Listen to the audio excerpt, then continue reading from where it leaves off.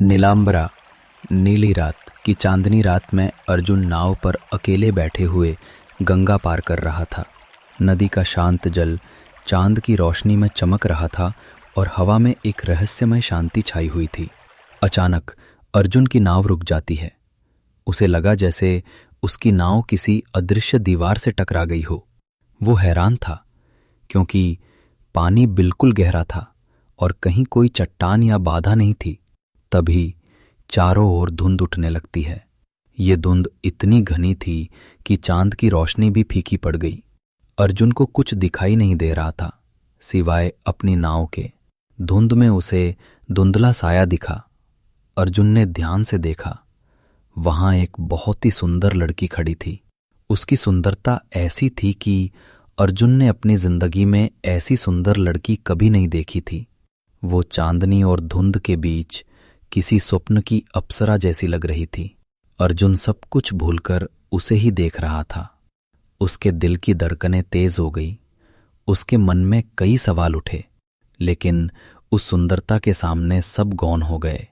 पर दूसरे ही पल अर्जुन की हैरानी का ठिकाना नहीं रहा। बीच गंगा नदी में कोई लड़की कैसे आ सकती है? उसने देखा वो लड़की पानी के ऊपर खड़ी थी। ये देख अर्जुन चौंक गया। उसका पूरा शरीर सिहर उठा। ये कोई साधारण बात नहीं थी। अर्जुन ने साहस जुटाकर पूछा, आप कौन हैं?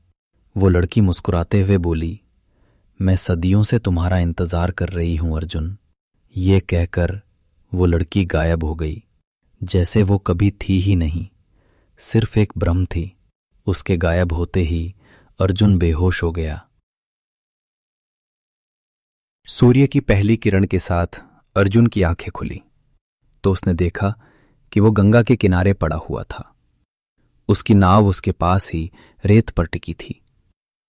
अर्जुन को फिर से बहुत हैरानी हुई, क्योंकि जब वो बेहोश हुआ था तो वो बीच नदी में नाव पर था।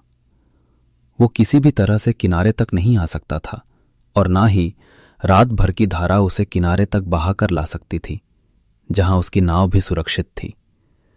अर्जुन को कुछ समझ नहीं आ रहा था कि ये सब क्या हो रहा है। क्या ये कोई सपना था? पर उसके दिल में उस लड़की की मुस्कान और आंखों का सम्मोहन अब भी ताजा था। वो उठकर बैठ गया। उसने अपने चारों ओर देखा। सुबह का समय था और दूर से पक्षियों के चहचहाने की आवाज आ रही थी। नदी का पानी शांत बह रहा था, मानो पिछली रात का कोई भी रहस्य यहां हुआ ही ना हो। अर्जुन ने अपनी नाव को देखा। वो वैसी की वैसी ही थी, पर उसके अंदर वो पानी का एक छोटा सा कतरा दिखा। ये कतरा नहीं, बल्कि एक नीला मोती था। ये बिल्कुल उस नीलांबरा नीली रात जैसा लग रहा था। जैसे ही अर्जुन ने उस मोती को उठाया, एक ठंडी मीठी हवा उसके चेहरे को छूकर गुजरी। उसके कान में फुसफुसाहट सुनाई दी, पुनर्जन्म। अर्जुन डर के मारे कांप उठा। उसने तुरंत मोती को अपनी जेब में रख लिया और तेजी से अपने घर की ओर चल पड़ा, ये जानने के लिए कि ये पुनर्जन्म क्या था और वो रहस्यमयी लड़की कौन थी। अगले कुछ दिन अर्जुन के लिए बेचैनी भरे थे। वो ना तो सो पा रहा था और ना ही ठीक से कुछ खा पा रहा था। उस लड़की का चेहरा, उसकी मुस्कान और उसके शब्द, मैं सदियों से तुम्हारा इंतजार कर रही हूं अर्जुन, उसके दिमाग में गूंज रहे थे। एक दोपहर अर्जुन अपने घर के पूजा कक्ष में बैठा था।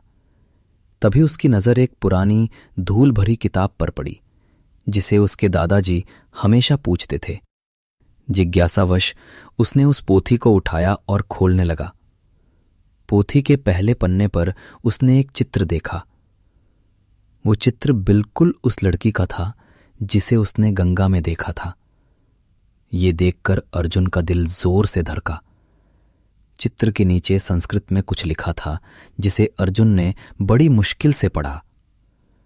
नदी की पुत्री नीलिमा, प्रेम के लिए जन्म लिया, प्रतीक्षा में विलीन।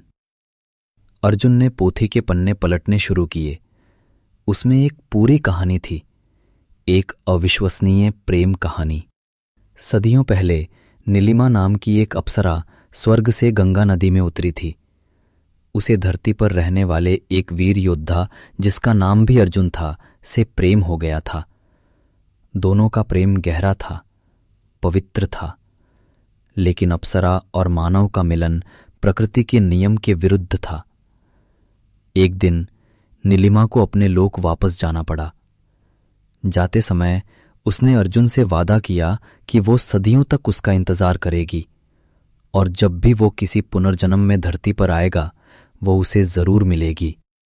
उस रात गंगा नदी में नीलिमा ने अपने प्रिय को ढूंढने के लिए अपनी दिव्य शक्ति का उपयोग किया और उसने अर्जुन को पहचान लिया। धुंध उसका मायावी आवरण था और पानी के ऊपर उसका खड़ा होना उसकी दिव्यता थी। पोथी में अंत में लिखा था, जब अर्जुन को यह सत्य ज्ञात होगा तब नीलिमा अपनी प्रतीक्षा पूर्ण करने के लिए भौतिक रूप लेगी। उसका चिन्ह है नीलांबरा का मोती। अर्जुन ने तुरंत अपनी जेब से नीला मोती निकाला। वो चमक रहा था जैसे वो नीलिमा के प्रेम का सार हो। अर्जुन अब समझ चुका था कि वो एक सामान्य व्यक्ति नहीं है, बल्कि वो सदियों पुराने प्रेम की कहानी का नायक है। उसके मन में अब कोई डर नहीं था, केवल एक अटूट प्रेम और तीव्र इच्छा थी कि वो नीलिमा से मिले। अगली रात अर्जुन बिना किसी नाव के गंगा के किनारे गया। नीलांबरा की रात थी। चांद आसमान में अपनी पूरी चमक बिखेर रहा था। वो घुटनों के बल बैठा और नीला मोती अपने दोनों हाथों में लिया। उसने आंखें बंद की और अपने दिल की गहराई से नीलिमा को पुकारा, बिल्कुल वैसे ही जैसे एक प्रेमी अपनी प्रेमिका को पुकारता है। नीलिमा, मैं तुम्हारा अर्जुन हूं। सदियों की प्रतीक्षा अब समाप्त हुई। मेरा यह जीवन केवल तुम्हारा है और मेरा हृदय केवल तुम्हारे प्रेम से भरा है। मुझे रास्ता दिखाओ। जैसे ही उसने ये शब्द कहे, गंगा का जल उफनने लगा। जल से एक चमकदार नीली किरण निकली जिसने सीधे नीले मोती को छू लिया। मोती की चमक इतनी तेज हुई कि अर्जुन को आंखें बंद करनी पड़ी। जब उसने आंखें खोली तो उसने देखा कि नीली किरण ने पानी में एक पुल बना दिया था। ये पुल पूरी तरह से नीले कमल से बना हुआ था और उस पुल के दूसरे छोर पर वो नीलिमा खड़ी थी। इस बार वो और भी अधिक सुंदर और अधिक वास्तविक लग रही थी। उसके चेहरे पर सदियों के इंतजार की थकान नहीं, बल्कि शाश्वत प्रेम की चमक थी। नीलिमा मुस्कुराई और उसकी आंखें खुशी के आंसुओं से भरी थीं। उसने अपनी मधुर आवाज में कहा, अर्जुन, मेरे प्रेम, तुम आ गए। अर्जुन उठा। उसने बिना किसी डर के उस नीले कमल के पुल पर अपना पहला कदम रखा। उसके कदम रखते ही कमल के फूल और भी अधिक खिल उठे। वो चलता गया जब तक कि वो नीलिमा के सामने नहीं पहुंच गया।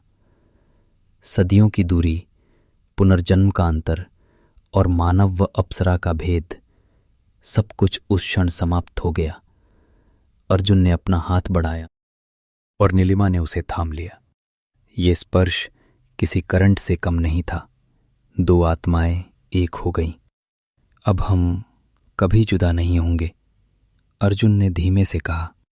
कभी नहीं अर्जुन, नीलिमा ने जवाब दिया, क्योंकि हमारा प्रेम गंगा से भी गहरा है और चांदनी से भी शाश्वत। ये पुनर्जन्म का उपहार है। उन्होंने एक दूसरे को गले लगाया। गंगा का पानी शांत हो गया। नीला कमल का पुल धीरे धीरे पानी में विलीन हो गया और नीलांबरा की रात दो प्रेमियों के मिलन की गवाह बन गई।